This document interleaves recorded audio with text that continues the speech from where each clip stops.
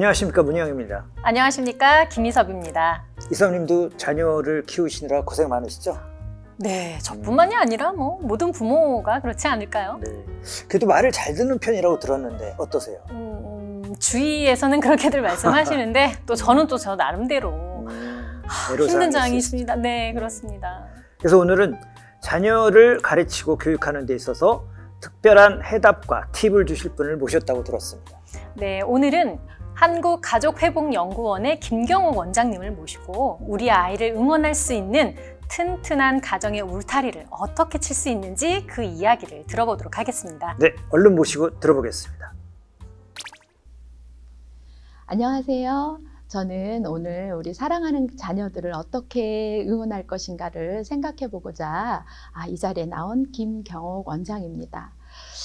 제가요, 우리 아들을 키우다가 화들짝 놀라가지고 상담 공부를 하고 지금까지 가족 회복을 위해서 상담 현장에서 상담을 하고 있습니다.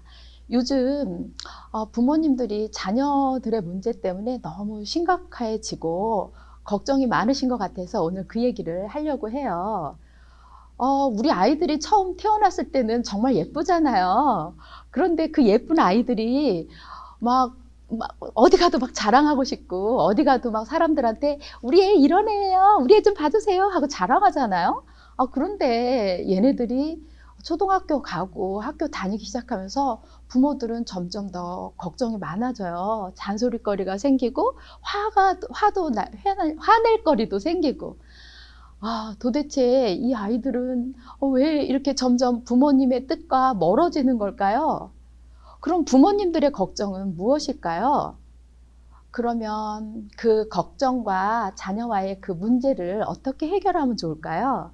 제가 오늘 결론서부터 말씀드리면 가정의 울타리를 바로 세우자, 이거를 말씀드리고 싶습니다. 그렇습니다. 우리 자녀들을 이렇게 키우면서 점점 문제가 많아지는데 제가 상담 현장에서도 보면은 상담에 오는 사람들을 보면 참 심각한 문제들이요, 날이 갈수록 심각해져요. 더더군다나 요즘 코로나 시대 때문에 아이들하고 같이 있는 시간이 많다 보니까 갈등이 더 심해지더라고요. 그런데 오늘 저와 같이 이 이야기를 한번 나눠보면서 한번 생각해보고 우리 자녀와 나와의 문제에 대해서 되돌아보는 시간, 그리고 어떻게 새롭게 관계를 설정할 것인지 생각해보는 시간을 가져보겠습니다. 우리 사랑하는 자녀들의 문제, 무엇이 문제일까?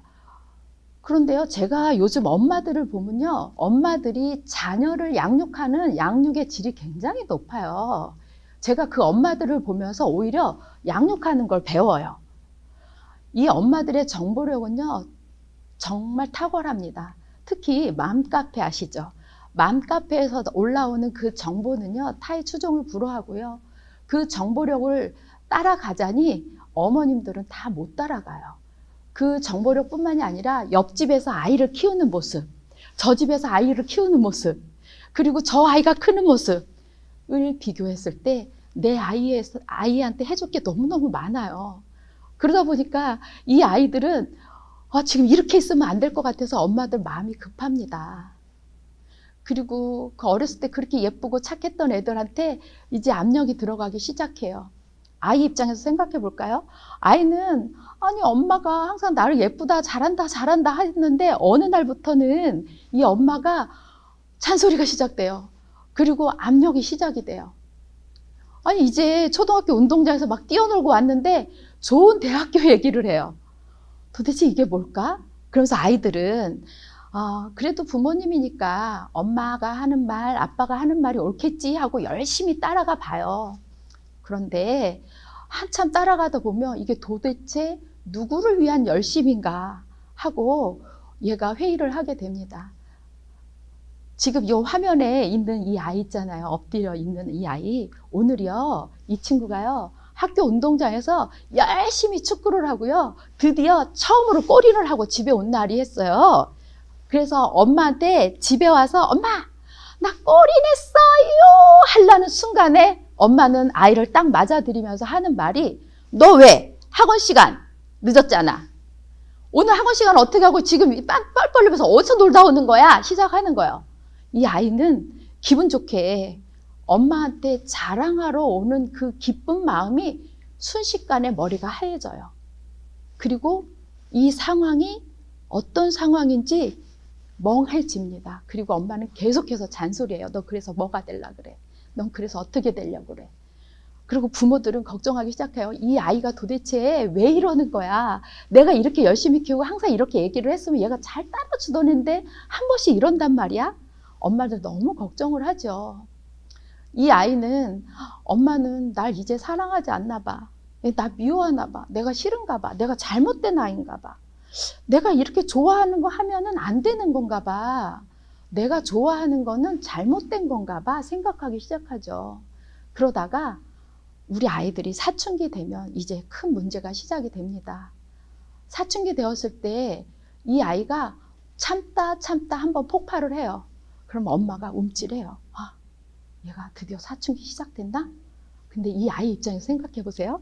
이 아이는 내가 한번 소리 꽥 질렀더니 엄마가 움찔하거든요. 그래. 한 번 더 이게 익숙해집니다. 그리고 아이의 반항은 본격적으로 시작됩니다. 부모들은 아, 얘가 드디어 사춘기가 시작됐나 보다. 어떻게 하나 속으로만 걱정하고요. 사람들에게는 아, 우리 애가 이제 사춘기 시작됐나 봐요. 그리고 겉으로는 이제 얘 사춘기 지나면 괜찮겠지 하고 속으로는 걱정해요. 얘가 과연 사회에 나가서 제대로 된 사람이 될까? 그리고 사회에 나가서 제대로 적응할까? 이런 걱정을 속으로 합니다. 그런데요, 이런 문제 어떻게 해요? 이 아이는 머리가 하얘진 아이, 그리고 이 아이에 대해서 마냥 걱정하고 있는 이 엄마, 이 두 사람의 세상이 다른 세상이잖아요. 하고 싶은 것이 있고 이렇게 하면 안 되는데 하는 이 세상이 다른 세상, 이 엄마와 이 자녀의 이 간극을 어떻게 하면 좋겠냐고요. 제가 같이 생각해 볼게요. 그것은 바로 울타리가 필요합니다. 울타리는요, 이렇게 가정의 규칙을 정하기도 하고요. 외부와 이 안의 관계를, 그러니까는 바깥 세상과 이 안의 세상을 좀 분리해주는 역할을 합니다. 그래서 이 아이가 바깥에서 막 정신없이 놀고 집에 왔을 때 이 안에서의 또 다른 환경에서 이렇게 지내는 거죠. 그런데 그 가정의 울타리가 어떤 울타리냐에 따라서 우리 아이들에게 큰 영향을 미쳐요. 여기 보면 A라는 울타리가 있잖아요. 이 A라는 울타리는 어때요? 소의 몸에 딱 맞지요. 그래서 이 소가 그냥 여기서 먹이를 주는 대로 받아먹기만 하면 되고요. 이 소는 이 소를 키우는 사람이 마음껏 마음대로 할 수 있어요. 그리고 옆에 B의 울타리는요, 여기 있는 말이 자기가 알아서 또 먹어요. 찾아 먹어야 돼요. 그리고 울타리가 넓다 보니까 자기가 놀고 싶으면 놀기도 하고요. 먹고 싶으면 먹기도 할 수 있어요. 저는 이 두 가지 울타리를 어떻게 얘기하냐면요. 엄마의 기준, 그리고 엄마의 양육 태도로 얘기하고 싶습니다. A 울타리는요. 내 말만 들으면 돼. 엄마 말만 들으면 돼. 엄마 말만 들으면 실수하지 않아. 성공할 거야. 그리고 엄마가 제시합니다. 이렇게 살아야 돼. 이렇게 살아야 돼. 이렇게 해야 돼. 이렇게 해야 돼. 제가 아까 그랬죠. 제가 우리 아들을 키우다가 화들짝 놀라서 상담을 공부했다고 그랬잖아요. 제가요, 우리 아들 얼마나 열심히 키웠는지 알아요? 진짜 그 당시에는 맘카페도 없었는데, 우리 아들 33살이거든요.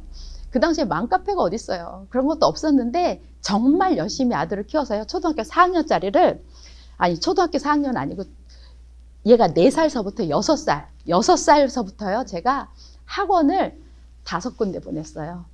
바둑 학원을 포함해서 5군데 보내고요. 근데 얘는 너무 영특하고 착한 거야. 엄마 말 너무 잘 들어. 그래서 내가 나는 역시 아들을 잘 낳고 내가 잘 키운 것 같아. 신이 났었어요. 초등학교 4학년 때는요. 얘를 이렇게 똑똑한 애를 이렇게 놔두면 안 될 것 같아서 이 아이한테요. 전내 교육을 시켰어요. 그래서 전내 교육을 하기 위해서는 전철을 타고 45분을 가요. 초등학교 4학년짜리 남자애가 45분을 타고 전철을 가는데, 전철을 타고 가죠. 전철을 45분을 타고 가는데 얘가 너무 답답했나 봐요. 엄마, 나 너무 가는 게 힘들어서 전철역 하나하나 다 외우면서 가서 저는 그럴 수 있을 거라고 생각했어요. 어느 날 얘가 현관문 앞에 딱 나서서 현관문 앞에 이렇게 서 있는 거예요. 문 닫고 바깥에서 이러고 서 있는 거야. 안 움직여요. 정말 가기 싫다고. 나 너무 힘들다고. 가기 싫다고. 저는 진짜 깜짝 놀랐어요. 이 아이가 저한테 한 번이라도 이렇게 싫다 소리 해본 적 없고요. 반항한 적 없어요. 근데 얘가 이러는 거예요. 머리가 그때는 제가 하얘졌어요. 이게 뭐지? 얘가 이 정도로 싫다면 보내지 말아야겠다 싶고 저는 멈췄어요. 그리고 어느 날 제가 저의 모습을 보고 정말 경악을 했어요. 거실에 앉아 있는데 우리 아들 방에 문이 이렇게 빼꼼히 열려 있는 거예요. 그래서 이렇게 문을 제가 쳐다보고 있고요. 우리 아들은 책상에 이렇게 의자에 앉아서 책은 들고 있는데 이렇게 제 눈치를 보다가 저랑 눈이 마주친 거예요. 그 순간 저는 저를 봤어요. 제가요, 형사였더라고요. 우리 아들한테 형사였더라고요. 그 아들은 거기 앉아있고 싶지 않았는데 억지로 책을 들고 엄마가 이걸 좋아하니까 거기 앉아 있었어요. 거실에 가족들하고 같이 놀고 싶고 텔레비도 같이 보고 싶은데 엄마가 이게 옳다고 하니까 엄마가 이게 좋다고 하니까 거기 앉아 있었던 거예요. 제가 너무 기가 막힌, 내가 너무 한심했던 거예요. 그래가지고 이건 아니다 싶어가지고 진짜로 그때부터 상담 공부를 시작했는데 제가 좀 얘기가 길어지지만 그때 저를 가르치러 온 호주의 강사님한테 질문했어요. 우리 아들이 이마저마하게 반항을 한다. 그랬더니 그 강사님이요, 니네 아들 잘 크는 거야 이러는 거예요. 저는요, 저분이 호주에서 왔으니까 저러지 한국 실정에는 맞지 않아, 안 믿었어요. 근데 공부를 조금만 더 해보니까요, 우리 아들이 맞더라고요. 이 아이는요, 자기의 생각을 얘기했던 거예요. 자기의 색깔을 드러냈던 거예요.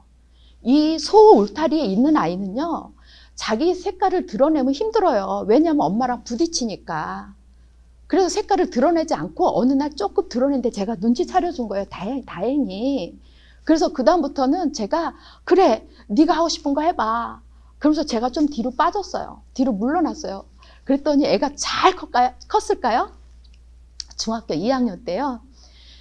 그 당시에는 그 왕따 이 문제가 사회에서 처음 들어오기 시작할 때라서 왕따 문제는 굉장히 큰 이슈였어요. 요즘은 많이 만연화돼 있지만 그 당시에 너무 큰 이슈였는데 중학교 2학년 때 얘가 왕따 행위자, 가해자로 몰렸었어요. 이 넓은 울타리로 제가 보냈는데 얘는 이렇게 살고 있어. 그때 제가 어떻게 해야 될까요? 다시 좁은 울타리로 옮겨야 돼. 너 그렇게 살면 안 되지. 그렇게 살면 틀린 거지. 그렇게 해서 네가 어떻게 살려고 그래 했을까요? 아니에요. 저는 이미 넓은 울타리로 아이를 보냈기 때문에 믿었어요. 네가 지금 이 순간에 중학교 2학년 이 순간은 네 인생이나 네 인격이 결정된 게 아니야. 지금 이 순간은 친구들한테 어떻게 했을 때 그 친구가 어떤 마음일 거고, 그리고 네가 그 친구한테 괴롭혔을 때 네 마음이 얼마나 괴로운지도 경험할 수 있는 그런 시기야. 그리고 저희 부부는 아이들을 기다려줬어요. 아들을. 그리고 아들이요, 이게 막 드러나니까 솔직히 억울한 부분도 있었어요. 근데 얘가 드러나니까 뭐라 그러냐면 저 전학시켜주세요 이러는 거예요. 전학을 저도 고민을 해봤어요. 그런데 아니야.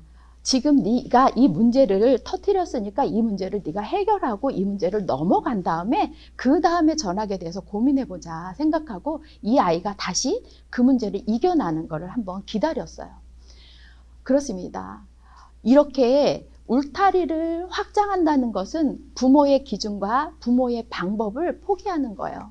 그리고 아이가 자기의 방법과 자기의 인격을 찾아가는 그 시간이에요. 그런데 이 인격과 자기의 생각을 찾아가는 그 시간이 부모들이 견디기는 어려워요. 불안하기만 해요. 그렇지만 이 불안함을 잠시 내려놓으면요, 우리 아이들의 기특함을 발견할 수 있는 그런 귀한 시간이기도 해요. 한 가지 예를 더 드려볼게요. 한 가지 사례를. 어떤 엄마가 아기가 컴퓨터를 너무 많이 한다고 걱정을 하는 거예요. 2학년짜리 아이가. 그래서 제가 그 아이 게임하는 거 같이 해보라 그랬어요. 그랬더니 자기 게임 너무 싫대요. 그런데 그냥 가서 그럼 옆에라도 앉아 있어라. 그랬더니 엄마가 제 말을 듣고 아이 옆에 앉아 있는 거예요. 앉아 있었더니 애가 뭐 처음에 쭈삣쭈삣 하더니 엄마가 계속 이렇게 보면서 이거 뭐야? 이거 뭐야? 그리고 막 친구랑 이렇게 소통하는 걸 보고 그 친구는 누구야? 이렇게 물어보니까 얘가 이제 엄마한테 얘기하기 시작한 거야. 아, 엄마가 나를 감시하러 온 게 아니라 같이 소통하는구나 이런 생각이 들어서 얘가 소통하기 시작해요. 게임할 때 방문을 꼭 닫고 있던 아이가 이제 방문을 열어요. 그리고 엄마랑 대화를 하기 시작해요. 그러고는요, 이 엄마가 그 다음 주에 일주일 만에 이제 상담하러 이렇게 오려고 엄마 오늘 상담하러 갔다 올 거야 이랬더니 아이가 하는 말이요. 엄마, 나 게임을 너무 많이 한 것 같아. 이제 책을 내요. 내가 원하는 책을 꺼내달라더래요.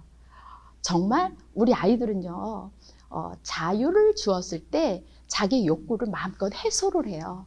그리고 그 욕구가 해소가 되면 비로소 부모들이 원하는 삶, 그리고 자기가 해야 될 것들을 찾게 된답니다. 네. 이 울타리는 우리 자녀들이 어떤 성향, 자녀들이 타고난 그 기질, 개성, 이것들을 드러낼 수 있는 B 같은 울타리, 확장된 울타리를 제가 설명드렸고요. 자, 다음은 그러면 이 울타리의 모양도 한번 생각해 봐야 될 것 같아요. 자, A라는 울타리 한번 보세요. 그리고 B라는 울타리 보세요. 여러분들은 어떤 울타리가 마음에 드세요? 그리고 어떤 울타리를 치고 싶으세요? 저는요, 이 A같이 단단한 울타리, 그리고 B같이 예쁜 울타리 두 가지 다 저는 다 찬성합니다. 울타리는 어떻게 칠 것이냐? 이 울타리의 기준은요, 우리 가족이 어떤 환경에서 살게 할 것인가 하는 부모들의 기준이 돼야 됩니다. 부모들은 서로 합의를 해야 돼요. 아빠와 엄마가 나는 우리 애들 이런 환경에서 키울 거야. 엄마는 나는 이런 환경에서 키우고 싶은데 이 두 가지가 양립이 되면 아이들은 어디에 춤을 대야 될지 모르잖아요. 그래서 합의를 봐야 돼요. 그래서 A 울타리, B 울타리 어떤 곳에서 키울 것인지 잘 합의를 해야 돼요. 예를 들자면 이런 거예요. 우리 아이는 그냥 공립학교에서 키울 거야. 어떤 부모님은요, 우리 아이는 대안학교에서 키운다 그래요. 그리고 또 어떤 부모님은요, 무조건 사립학교, 외국인 학교, 뭐 이런 식으로 결정을 해요. 저는 어떤 기준이라도 부모가 합의된 기준이라면 그 울타리는 괜찮다고 봅니다. 그리고 그 울타리에서 어떻게 살아나야 될지, 어떻게 살아가야 될지에 대한 규칙은 자녀들과 함께 정해야 된다고 생각합니다. 그래서 자녀들과 함께 우리 울타리 안에서 해야 될 것, 하지 말아야 될 것을 같이 정해요. 근데 해야 될 것 할 때는 부모의 욕구만 잔뜩 들어가고 하지 말아야 될 것에 대해서는 아빠의 기준이 잔뜩 들어가면 이거는 회의가 아니겠죠. 자녀들도 자기네 욕구를 실컷 얘기해야 되고요. 자기네들이 바람을 실컷 얘기해야 돼요. 얘기한다고 다 들어주는 건 아니잖아요. 얘기해서 우리 자녀들의 의견과 부모들의 의견을 조율을 하는 거예요. 그래서 우리 가정은 이렇게 살 거야 하고 규칙을 정해요. 규칙을 정해놓으면요, 아이들이 부모님이 없어도 그 규칙을 이행을 해야 되겠죠. 아이들을 일일이 쫓아다니면서 이거 했어? 저거 했어? 할 필요가 없겠죠. 정했으니까. 그런데 아이들이 진짜 규칙대로 정하나요? 우리 부모님들 얘기 들으면 저희 다 해봤어요. 근데 애들이 약속을 안 지켜요. 약속을. 이렇게 얘기하거든요. 제가 그 부모님한테 얘기해요. 그 규칙 어떻게 정했어요? 이렇게 물어봤더니 부모님 그래요. 아니 제가요, 너 게임 하루에 3시간씩 해? 이랬더니 얘가 알았어 이렇게 얘기했거든요. 근데 보니까 4시간 하고 있더라고요. 그래서 제가 너 왜 약속 안 지켜? 이렇게 따진대요. 제가 어머니한테 하는 말이 있어요. 그거는요, 약속한 게 아니라 엄마가 명령한 거고요. 아이는 그냥 대답만 한 거예요. 동의한 게 아니에요. 규칙은 동의를 했을 때 책임이 지어지는 거예요. 엄마가 마음대로 정하고 엄마가 마음대로 규칙을 이렇게 통보한 거잖아요. 근데 왜 아이는 그걸 지켜야 될 의무가 있냐고요. 아니죠. 그 아이의 인격도 있고 생각도 있는 거를 존중해 보세요. 그러면 아까 얘기한 애처럼 기특한 생각도 나온다니까요. 우리 애가 이렇게 기특한 아이야? 이렇게 생각하는 그 순간을 발견하거든요. 그렇습니다. 그런데요, 또 한 번 아이가 이런 것도 생각해 볼 필요가 있어요. 엄마, 오늘은 내가 학교에서 일찍 왔는데 게임 원래 2시간 하기로 했는데 오늘은 딱 30분만 늘려주면 안 돼요? 이래요. 근데 엄마가 봤을 때 30분은 별 문제가 아닌 것 같거든요. 그래서 뭐 늘려줄까? 너 내가 착한 마음으로 늘려줄까도 하는데요. 저는 반대합니다. 규칙을요 지켜내는 게 엄마의 의지예요. 그리고 저는 이렇게 얘기할 것 같아요. 야, 우리 2시간 하는 걸 우리끼리 약속했잖아. 오늘도 그래도 2시간 한번 지켜봐. 그리고 한 달 뒤까지 해보고 나서 그때가 또다시 논의하자. 아이들한테 새롭게 논의할 수 있는 기회가 있다는 거를 제안을 하고요. 지켜내는 거를 칭찬하는 그런 시간을 가지면 됩니다. 그러면 여러분 불안하세요 아직도? 네. 제 생각에 아직도 불안하시다면 자기의 불안이 무엇인지 한 번 더 살펴볼 일이고요. 그 불안을 다시 이 규칙 속에 한번 아이들하고 논의해 볼 필요가 있습니다. 이제는 울타리를 넓게도 쳤고 또 어떤 울타리를 쳤는지 생각을 했다면 그 다음에는 문을 달아야 돼요.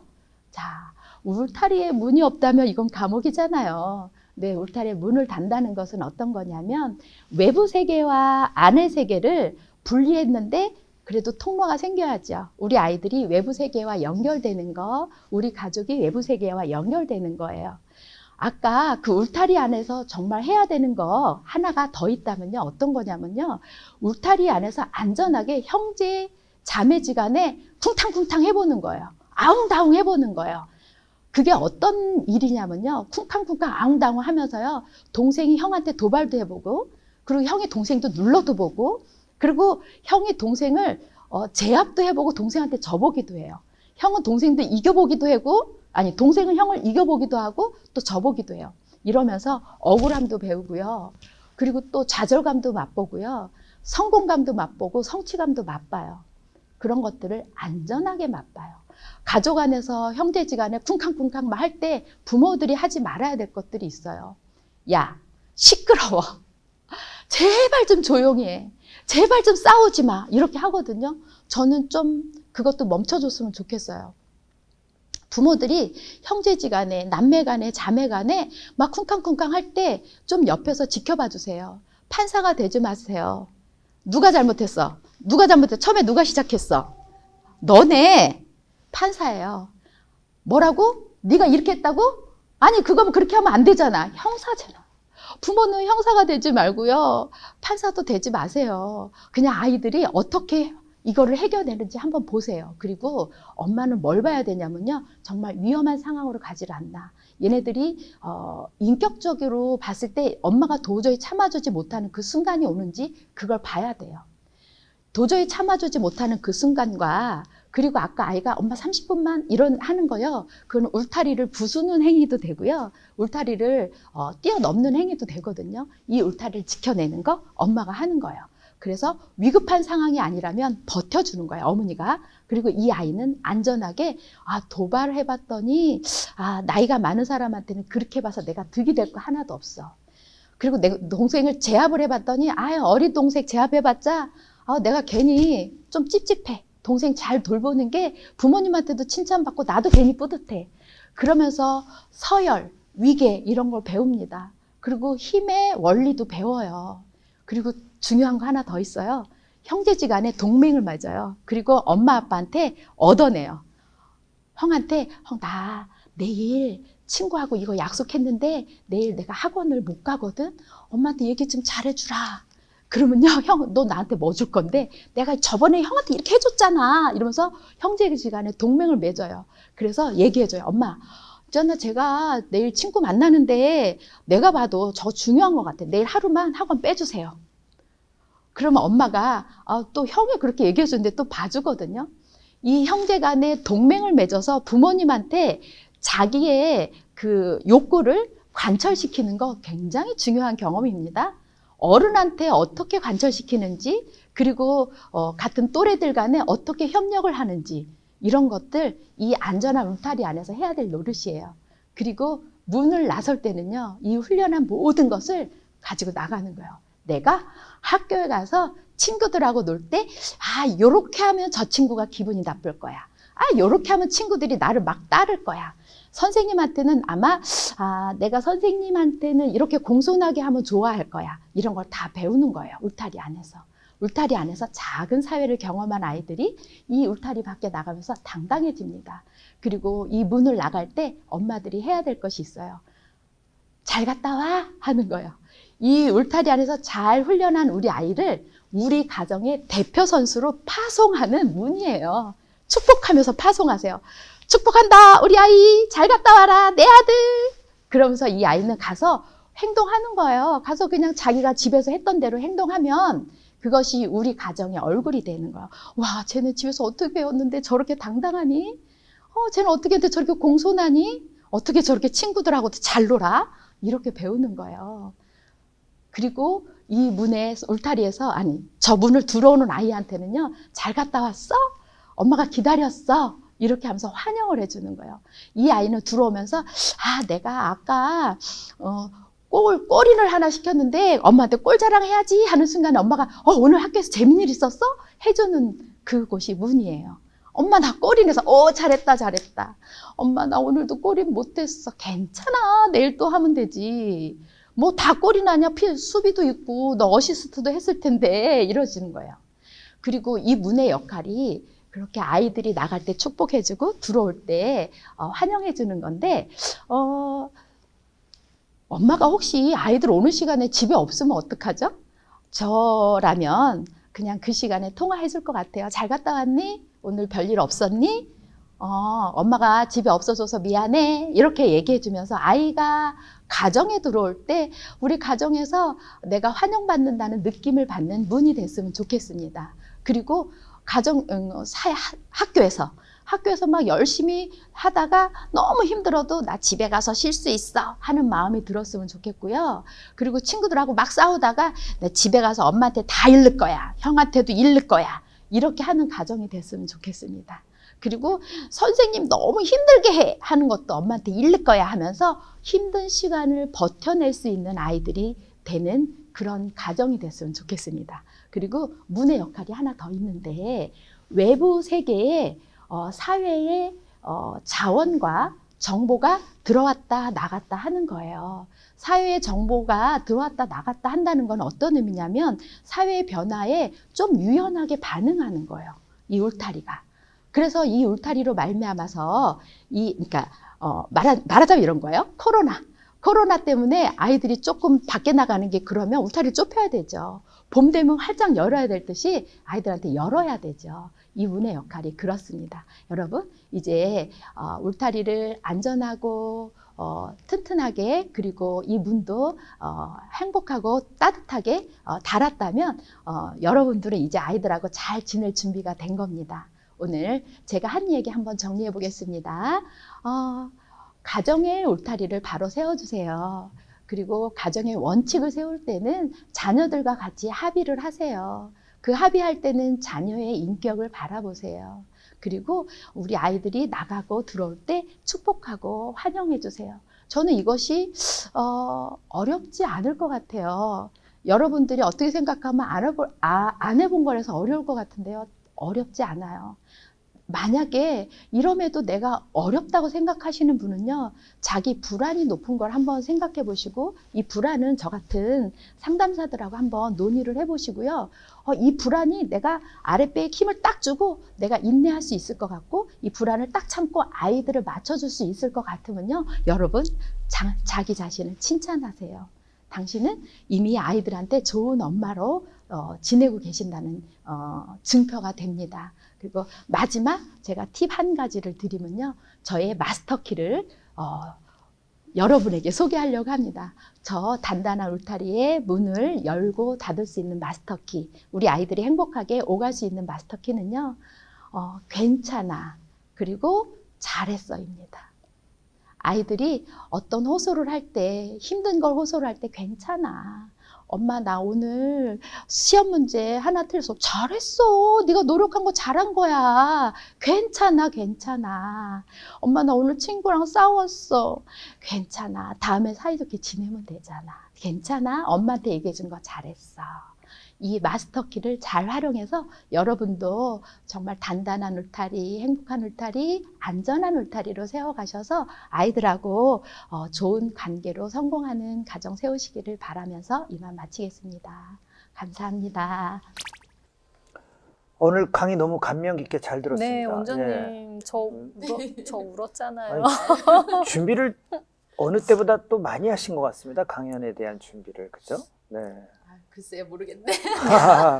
하나하나 또 우리 뒷얘기들을 네. 우리 대담을 통해서 편안하게 나눠보시죠. 네. 강연 내용에서 보면 그래도 가족 회복이라는 것을 내가 이 일을 하게 된 게 내 아이에 의해서라고 말씀하셨잖아요. 그 얘기가 같은 부모로서 너무나 공감이 되고 감동적이었습니다. 저 역시도 남자친구들을 키우고 있는 엄마이기 때문인 것 같은데 저는 강의 내용 중에서 이 말씀을 여기다 적었거든요. 규칙을 지키는 것도 엄마의 의지다. 그러니까 나름대로 부모는 다 맞아요. 규칙을 그래도 조금씩은 세워놓고 있지만 아이들에 의해서 그게 와르르 무너지는 맞아요. 경우들이 많이 있거든요. 못 지킬 때가 많죠. 그래서 어떻게 하면 이 부모가 규칙을 좀 더 잘 의지 있게 지킬 수 있고 울타리를 좀 더 정확하게 이렇게 판단할 수 있을까요? 저는 네. 제가 그 음. 울타리를 잘 못 지키는 사람이었어요. 그러니까는 네. 제가 상담을 하면서 보면은 이렇게 울타리를 잘 못 치는 사람들이 불안하니까 쫓아다니는 거예요. 그렇네. 그래서 막 네네. 일거수일투족 아이들한테 쫓아가면서 이거 해야 돼, 이거 해야 돼. 네, 이게 네. 그 기준이 네. 그때그때 바뀌는 거잖아요. 맞아요. 그렇게 돼요. 네. 네, 그러니까 기준이 그때그때 바뀌니까 울타리라는 거는 이렇게 움직이는 거야. 그러니까 울타리가 정말 불안정한 거죠. 네. 그래서 엄마가 울타리를 지켜낸다는 건 어떤 거냐면 네. 아까 잠시 얘기했던 것처럼 네. 이렇게 부부가 굉장히 논의가 필요해요. 음. 부부가 논의가 필요해서 우리는 네. 아이를 어떻게 키우자 하는 논의가 제일 먼저 있어야 되고요. 네. 그 기준이 있는 상태에서 뭐 세부 규칙에 대해서는 가족이 같이 논의를 하는 거예요. 네. 그래서 아이들이 어릴 때는 걔네들 얘기 다 들어줄 수 없잖아요. 그렇죠. 어리니까. 네. 그러니까 어릴 때는 그 울타리가 작아야 된다는 네. 얘기가 부모가 정한 규칙이 좀 하드할 거죠. 그러면서 얘가 초등학교 들어가면서 조금 더 넓어지고 네. 그렇게 하는 것이 이제 부모가 이런 게 좀 센스가 있어야 된다는 게 아이를 바라봐야 되는데 부모의 기준이 생기니까 이렇게 아이랑 부모랑 이 적절한 기준을 세울 수가 없는 거죠. 그런 것 같아요. 아까 제가 맘카페 얘기한 것처럼 기억나죠. 네. 그 맘카페 부모님들을 보면 이렇게 정말 정보가 어마무시하거든요. 네, 엄청 많죠. 네네네. 그 정보에 내가 다 못 맞힐 것 같은 불안함인 거예요. 그거 안 하면 우리 애가 뒤떨어질 것 그렇죠, 같고 그렇죠. 부족할 것 같고. 맞아요. 네. 네. 그리고 또 옆집의 아이가 다른 일을 해요. 우리 애는 이거를 잘하고 있는데 네. 이것까지 추가해야 되는 거예요. 그러니까 이 기준이 정확하게 없으면 네. 휩쓸릴 수밖에 없어요. 그래서 부모가 버텨내야 된다 한다는 게 외부 정보에서도 내가 취사 선택해서 명확하게 하는 거예요. 그리고 그래서 네. 우리 아이를 쳐다봐야지 외부의 정보를 쳐다보는 게 아니라 그래서 우리 아이가 이런 성향인 아이인 거를 네. 알았을 때 중심을 잡고 갈 수 있는 것 같아요. 네. 제가 이쯤에서 아주 조금 예리한 질문을 드리겠습니다. 네, 무서운데요. 아니, 편안하게 답변해 네, 주시면 네, 네. 정말 강연하신 거에서 제가 떠오른 궁금증인데요. 답변을 좀 해주실 거라고 믿고 네, 한번 들어보겠습니다. 아까 전문적으로 부모 교육 또 자녀 교육 가족에 대한 강의를 많이 하시고 전문가로 알고 알고 있는데 네. 요즘 한부모 가정이 있고 네, 그렇죠. 한부모 자녀가 있잖아요. 네, 근데 네. 아까 분명히 부모의 동의하에, 부모의 협의하에 네. 이런 얘기를 많이 강조하셨는데 그럼 한부모를 가지고 있는 그런 가정 환경에 있는 친구들은 네. 어떤 새로운 대책이랄까 새로운 방법이 있어야 될 것 같아요. 그렇지 네, 않으면 거기에 뭔가 허점이 있을 것 같아요. 그 그 점에 대한 지혜를 좀 주셔야 될 것 네, 같습니다. 네, 네. 정말 예리한 네, 네, 질문이시고 네. 좋은 네. 질문이네요. 네, 네. 제가 부모라고 얘기하는 거는 아까도 얘기했지만 아빠의 기준과 엄마의 기준이 달랐을 때 혼란이거든요. 네. 그럼 부모가 한 분이 있으면 이분의 기준인 거예요. 예, 예. 그러니까 아이들이 이제 이러는 거예요. 예를 들었을 때 네. 어떤 애가 용돈을 많이 받고 싶어. 네. 근데 아빠는 하드하고 엄마는 용돈을 애들 필요한 대로 주자는 그렇지. 주의예요. 네. 다를 수 그러면 있죠. 그렇죠. 그러면 아이가 용돈 받을 때 누구한테 가요? 엄마한테 엄마한테 엄마한테 가겠죠. 가죠. 근데 또 아빠는 애가 학원 가는 거에는 또 이렇게 편하네. 네. 엄마는 학원을 꼭 가야 돼. 그럼 얘가 학원을 빠지고 싶을 때 누구한테 가? 아빠한테 가죠. 아빠한테 가죠. 네. 그러면 이 아이는 어떻게 돼요? 규칙이 없어지죠. 그쵸. 자기가 원하는 쪽의 규칙을 따라가기 때문에 줄타기 하고 그러면 이 아이들한테는 펜스가 정말 없어요. 그러니까. 울타리가. 네. 나중에 네. 청소년들이 일탈하는 경우가 이 경우가 굉장히 많아요. 아, 그래요? 네네네. 근데 한부모라 그러면 이 한부모의 기준이 정확하면 돼요. 예, 그래서 네. 아버지나 엄마나 네. 이분이 우리 가정은 이게 원칙이야 가정이, 제안하고 네, 울타리를. 그럼 아이는 그걸 따르게 네. 하면 네. 되는 거고 지켜내게 하면 되는 어, 거예요. 정말 후련한 답변이네요. 아 진짜요? 네. 네. 어찌 보면 음. 두 부모가 의견이 다를 때보다 네. 아이는 더 명쾌성은 있을 수 그럼요. 있겠다. 네, 네. 환경이 중요한 게 아니라 원칙이 중요하고 네. 그걸 지켜나가는 게 중요하다 네. 이렇게 이해하면 네, 될 네. 것 같습니다. 네, 좋습니다. 맞아요. 근데 이 부모의 음. 울타리를 보면 이거를 그래도 잘 치는 부모가 있고 그렇지 못하는 부모들도 있거든요. 네. 이런 부모님들에게는 원장님은 좀 어떤 말씀을 해드리고 네. 싶으신지.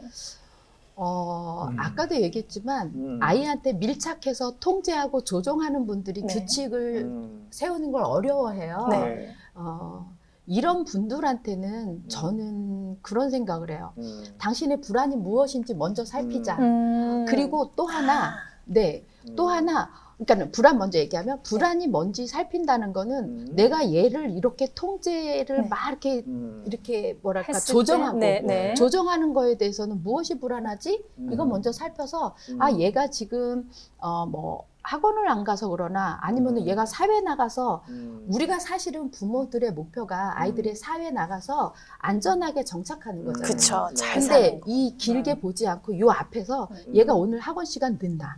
뭐 친구랑 어떻게 하나? 했나? 뭐 숙제했나? 요거에만 살피니까 이 긴 걸 못 네네네. 보거든요. 네. 긴 거를 봤을 때 그러면 지금은 어떻게 할 것인가를 보잖아요. 네.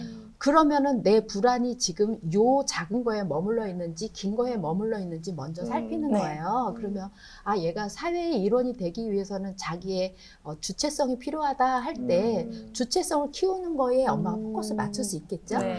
그러면은 이제 불안의 문제라면 아이의 인생을 길게 보고 목표를 길게 잡는 거 이게 네. 하나. 그리고 또 하나가 있다 그러면은 부모들이요 자녀한테 져요.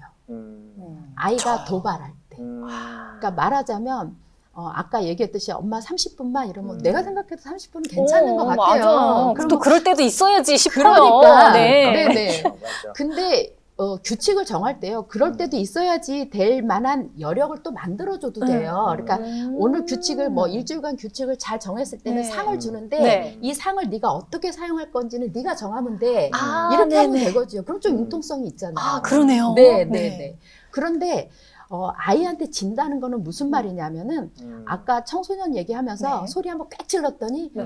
부모가 이렇게 되거든요. 그러면은 얘가 한번 도발을 해봤는데 부모가 찔끔해. 근데 부모들 마음은 어떠냐면 아 내가 여기서 제재를 했을 때 얘가 더 삐뚤어질까 봐 걱정하는 거예요. 근데 더 삐뚤어질까 봐 걱정하고 밀리다 보면 얘는 진짜 삐뚤어지거든요.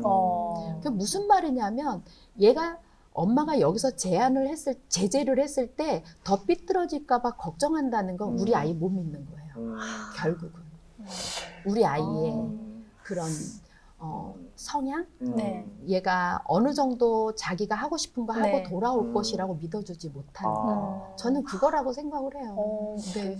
저는 지금 그러면 또 새로운 각도의 좀 환기를 하기 네네네네. 위해서 다시 울타리론으로 돌아가는 가겠지만 아. 교육 전문가 또 가족 회복 전문가니까 여쭤보고 싶은 게 요즘 사회 문제가 되고 있는 것 중에서 촉법 선언에 대한 폐지도 있고 그런데 네.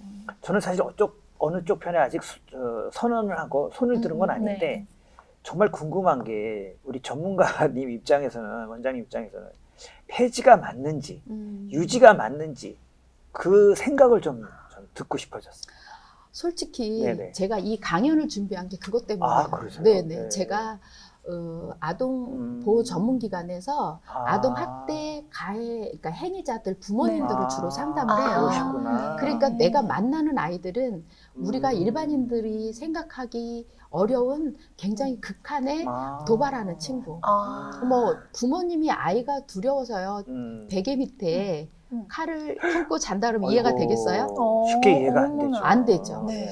그리고 또 아이가 막 칼 가지고 엄마 죽이겠다고 막 이러면은 그 정도로. 네, 그러면 네. 아빠가 경찰을 부르는데 음. 경찰은 이렇게 거기서 특별히 어떻게 할 수가 그렇죠. 없어요. 가정 청소년이니까. 문제니까. 네. 네, 청소년. 청소년이니까. 아. 네. 근데 우리 청소년들이 요즘에는 정보력이 너무 좋아서 자기네들을 국가에서 어떻게 제재할 수 있는 법안이 약하다는 거 알고 그리고 자기네들 이게 이렇게 제재를 해도 네. 미래에 어떤 큰 영향을 네네, 미치지 네. 않는다는 거 너무 아유, 잘 네, 아니까 맞아요. 얘네들이 도발을 하는데 지금 겁없이 하는구나. 어른 수준으로 하고 감당이 안 돼요. 그래서 저한테 가장 큰 고민이 그거였어요. 근데 이거를 법으로 제재해야 되냐 네. 말아야 되냐 네. 이런 것에서는 일단은 지금 현재는 뭐 청소년 보호법이 네네네. 1호에서 10호 처분이 있는데 네. 그걸로도 일단은 해보자. 아, 저는 그 생각 그쪽. 들어요. 예, 좀 해보고 거기에 네. 부모의 역할이 너무 중요한 거예요. 그래서 네. 이 펜스 얘기가 저는 그거서부터 시작한 거예요. 부모가 거기에서. 네. 아이가 우악했을 때 음질하고 아이가 하루 외박했을 때 얘가 또 나갈까봐 절절매고 그리고 또 이제 들어온 아이한테 막 맛있는 거 해주면서 네. 어떻게 지내서 그럼 엄마 나 나간 게 집에서 나간 게 뭐 오히려 집이 좋아 이러면 얘가 다시는 안 나갈 것 같잖아요. 네. 그래서 부모들은 아이가 조금이라도 이렇게 부모의 생각을 따라주면 얘가 금세 다 좋아진 것 같거든요. 그러면은 부모는 또 다시 얘한테 막 이렇게 하니까 아 내가 하루 나갔다 와도 부모는 나한테 뭐 절절매네 이틀 일주일 가다 보면 촉법이 되고 이렇게 되거든요. 그래서 펜스를 뒤늦게 치는 것보다 어려서부터 이렇게 쳐줘야 치는 돼요. 게. 예, 30분 그 밀리는 네. 게 네. 이렇게 큰 영향을 치는 거예요. 근데 이제 또 얘기가 길어지면 이렇게 이미 촉법이 벌어진 아이들은 어떻게 할 것인가가 또 문제가 될 저도 것이에요. 그게 궁금해요. 이후에? 이미 심한 일탈을 간 친구들은 또 그때는 또 부모가 어떻게 해야 될지 그쵸. 그것도 네. 중요한 것 같거든요. 그쵸. 네. 이런 문제를 제가 직접 다루고 있고 해결한 적도 있고 해결 못한 적도 있어요. 네. 근데 해결하고 아이들이 가정으로 다시 돌아왔을 때 아이들이 똑같이 하는 말이 하나가 있어요. 네. 뭔가. 나를 포기하지 않아서 고맙다. 마음 아픈 이야기이기도 또 하고. 그 말이 예, 또 네. 찐짠하네요. 그쵸. 네. 나 포기해주지 않아서 고맙다 그러고요. 또 최근에 저 며칠 전에 이제 상담하면서 메시지를 엄마가 저한테 보여주는데 네. 이러는 거예요. 엄마, 다른 친구들 네. 나 정도만 이렇게 하면 엄마들이 욕하고 포기하는데 엄마는 욕 안 해줘서 고맙고 자랑스러워. 그리고 엄마 나 포기해주지 않아서 고마워. 나 이제는 뭐 어떻게 살 거야. 이러면서 엄마 사랑의 메시지가 왔어요. 근데 부모가 이 아이가 돌아올 때까지 견디는 게 장난이 아니에요. 그 칼 들고 있는 그렇죠. 아이를 어떻게 견디는 거예요. 그렇죠. 아빠는 난 진짜 얘를 포기하고 싶은 거예요. 근데 엄마는 포기가 안 되잖아요. 뭐 그런 상황에서 버텨낼 때는 정말 전문가 좀 찾았으면 좋겠어요. 네. 전문가 찾아서 네. 같이 논의하면서 포기하지 않고 버텨내는 힘을 기르고 이 펜스를 다시 이 무너진 펜스를 다시 쳐가는 거 네. 같이 논의하면서 했으면 좋겠어요. 네. 너무 전문가를 중요한 찾으란 말이 좀 또 와닿네. 네. 왜냐면 네. 프로 중에 네. 개는 훌륭하다도 보면 사실 네. 반려견 요즘 많이 키우지만 또 어떻게 다뤄야 될지 모를 때 그렇죠. 전문가가 네. 좀 많이 해결하는 거를 봤거든요. 네. 지금 네. 네. 또 어떻게 보면 가정 문제도 또 그런 탈선에 대한 자녀를 가진 가정 문제도 원장님 같은 어떤 분을 전문가, 찾아서 그렇죠. 도움을 상담을 받으면. 받고 좀 조언을 받는 네. 게 훨씬 도움이 될 것 같은데 혼자 끙끙 앓는다고 그럼요. 또 모성애적인 네. 그 사랑만 베푼다고 이게 달라지는 건 그러면 아니잖아요. 안 돼요. 네. 원장님을 많이 좀 이 방송 이후에 많이 찾아야- 찾았으면 좋겠습니다. 아니, 네. 이게 이제 전문가라고 하면 뭐 상담하시는 분들도 많은데 저는 가족 치료한다 그랬잖아요. 네. 가족 치료사를 찾는 게 좋을 그러니까. 거라고 근데 생각해요. 저는 그런 것도 있는 것 같아요. 네. 이 가족 치료를 하기 위해서는 엄마의 의지 혹은 아빠의 의지만이 아니라 모든 가족이 같은 뜻이어야 되는데 거기에서부터 막히지 않을까. 이제 아이가 일단 무언가 일탈을 하거나 그랬을 경우에 가자. 그럼 걔가 가지 않을 것 같거든요. 네. 네. 굉장히 중요한 질문을 네. 하셨어요. 가족 치료라고 하는 거는 사람들이 오해를 하는 게 가족이 다 오면 가족 치료, 네. 혼자 하면 개인 치료 이렇게 생각하는데 아니에요. 그런가요? 네네. 네. 개인 치료는 네네. 이제 예를 들어서 나 너무 우울해. 네. 그러면 나는 왜 우울하지? 그러면서 나는 어떤 상황에서 왜 우울하지 하면서 자기의 우울한 뭐 패턴이나 네. 자기 내면의 어떤 네, 역동을 네. 찾아내는데요. 네. 가족이 내가 우울해 그러면 가족의 어떤 영향으로 우울해가 되는 거거든요. 오, 네. 그래서 가족 치료라는 거는 제가 쉽게 설명을 하면은 모빌로 설명해요. 모빌. 모빌. 예, 모빌을 이렇게 달아놓고 아, 네네네. 모빌이 하나를 딱 건드리면 모빌 전체가 막 움직이죠. 그쵸. 네, 네. 한 사람의 문제를 일으키면 모빌 전체가 막 갈등을 일으키는 것처럼 우리 가족의 청소년 하나가 문제를 일으키면 가족 전체가 불안하거든요. 네. 그런데요, 이 모빌을 멈추는 거를 아까 건드린 모빌을 딱 잡았다고 쳐요. 네. 가만히 잡고 있어요. 음. 어떻게 될까요? 시간이 지나면 안에 있는 것들도 멈추겠죠. 멈추죠. 네. 네네. 네. 그런데 이 건드린 모빌 말고 다른 모빌을 잡는다고 쳐봐요. 어때요? 그대로겠죠. 똑같죠. 네. 가족 치료는요, 관계 치료예요. 예, 그러니까 관계 오. 치료이기 때문에 가족이 전체 안 와도 됩니다. 네. 아, 그러네요. 혼자 오면, 그러니까 전체 오면 조금 빠를 수도 있어요. 네. 그런데 혼자 와도 이 사람이 가족 안에 가서 어떻게 행동하느냐에 따라서 가족의 역동이 바뀌는 네. 거예요. 아까 엄마가 기준이 바뀌니까 네. 아이의 역동이 바뀌잖아요. 네네. 그거랑 똑같아요. 아까 울타리에 대한 이야기가 네. 좀 와닿았는데, 근데 울타리가 아까 뭐 또 갑자기 이제 펜스라고 얘기를 하시긴 네, 하는데, 펜스 울타리 뭐 같은 네, 말이죠. 근데 네. 펜스보다는 느낌적으로 이제 울타리가, 울타리, 그러니까 네. 울타리가 두 가지 의미가 있는 것 같아요. 말씀하신 대로. 네.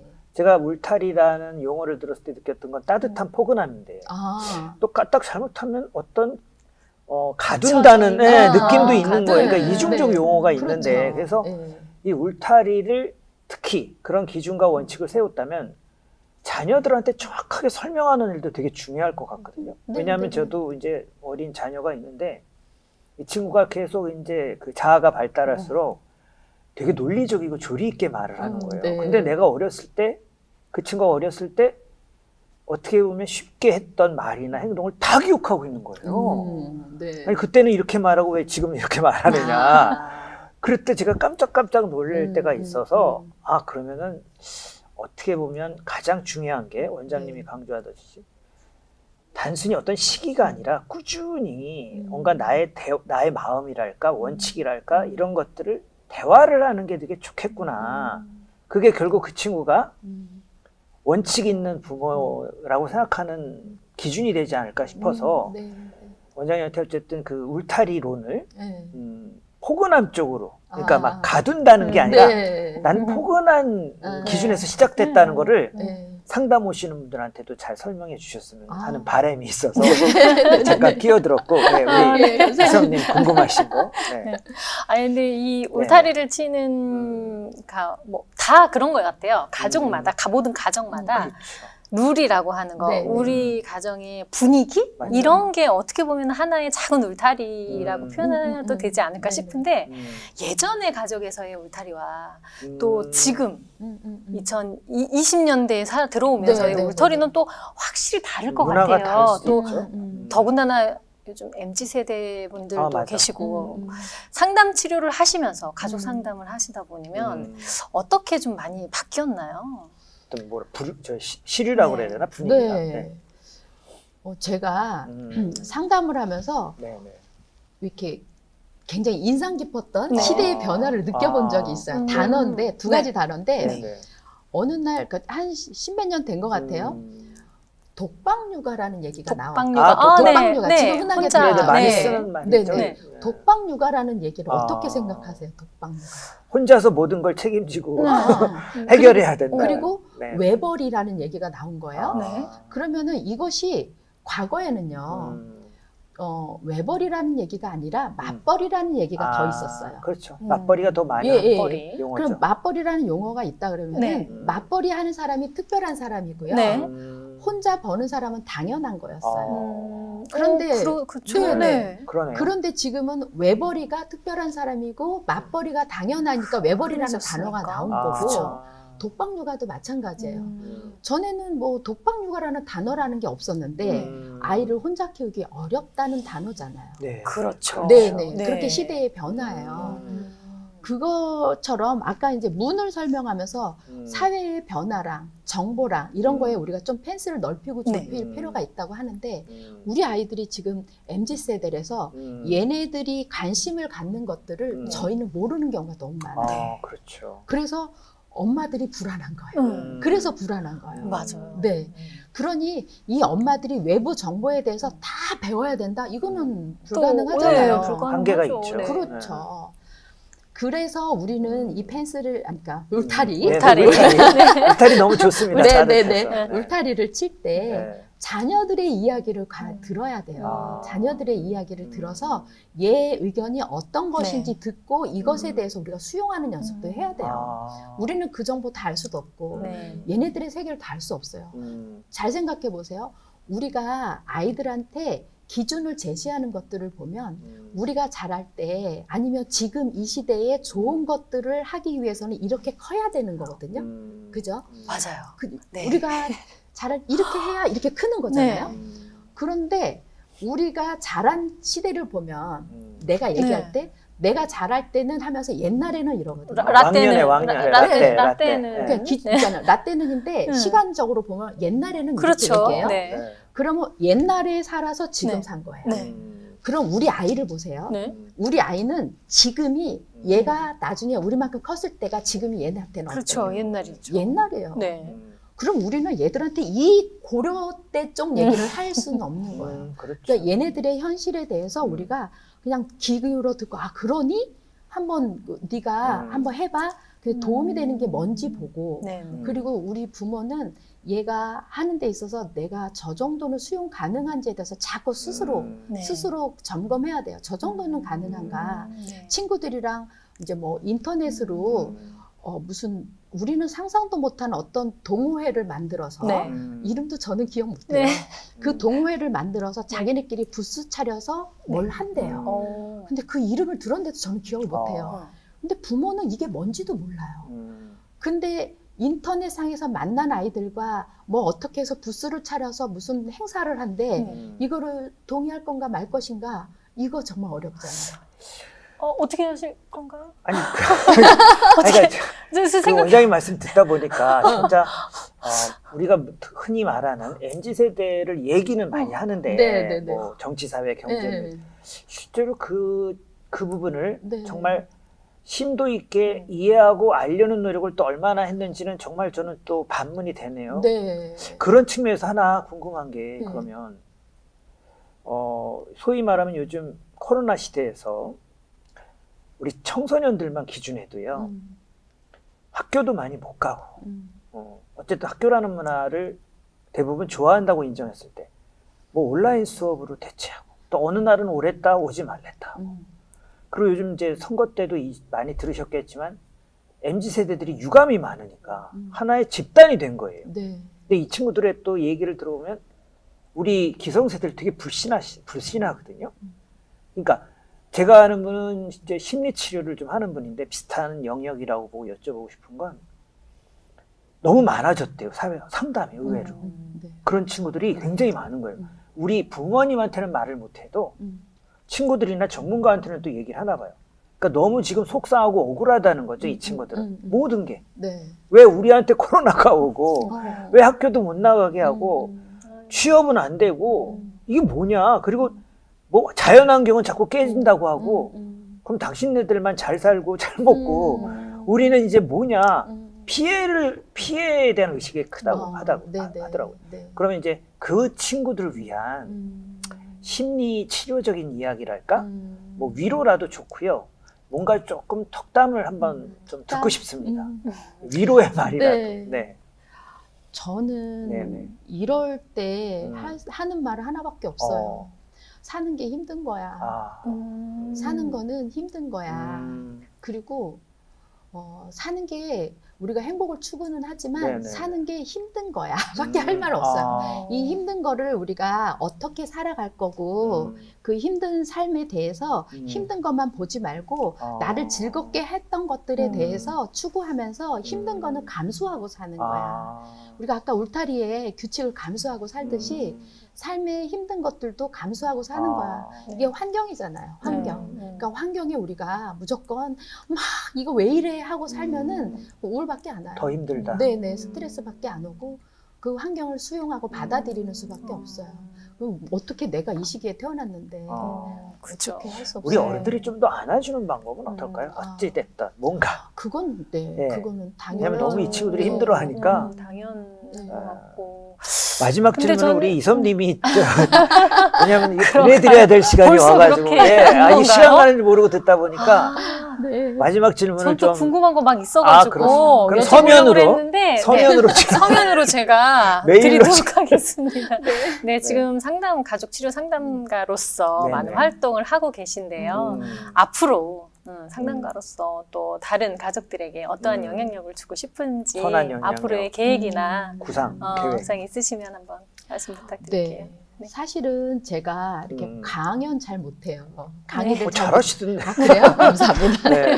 강의를 잘 못하고 나는 주업이 상담이다. 아. 이렇게만 생각하고 네. 이렇게 그냥 골방에서 1대1 아주 그냥 그쵸. 예, 1대1로 아니면 가족을 만나서 이제 뭐 정말 이렇게 그렇게만 접근을 했었는데 아, 네, 네. 이렇게 상담을 하다 보니 이 보이는 것들이 있는 거예요. 아. 그래서 이렇게 강연을 통해서 네.